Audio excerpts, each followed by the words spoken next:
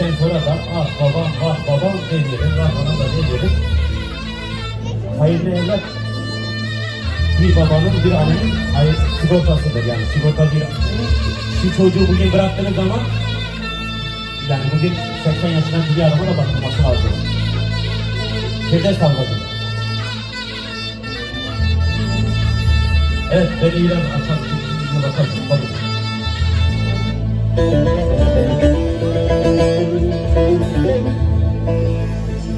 Uzak yerden görünüyor karartı.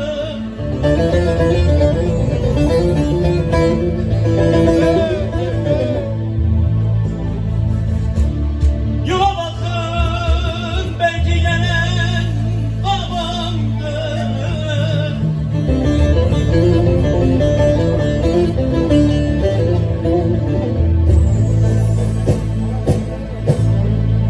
Çoktandır babama hasretim zaten.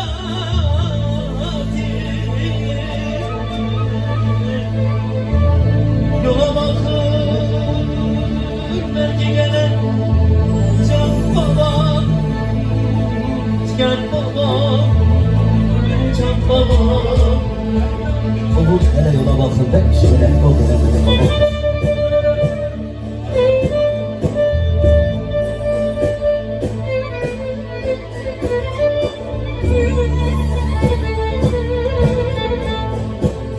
Evet.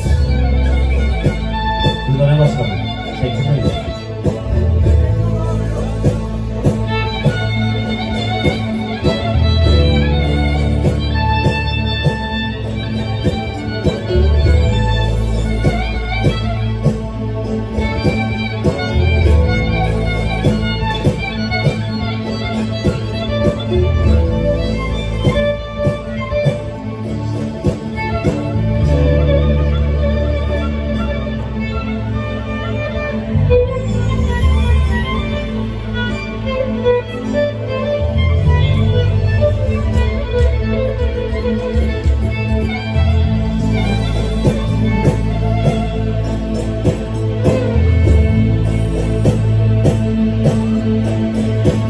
Gidince babamın peşine vardım.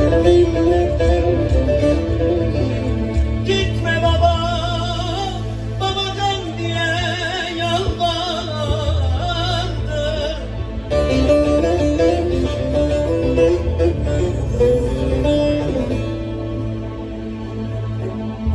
Ben bir gonca gülücüm soldum sararsın.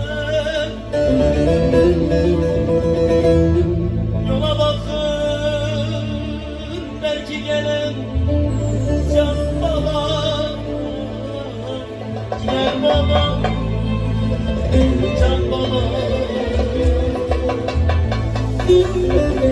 Oğul hele yola bakın be, o kadar böyle babamdır. Şöyle dinlen kaldı yapalım şöyle. Evet şöyle. Şöyle harmonumuz olsun. Aşık Reyhan'ı bir alkışlayalım.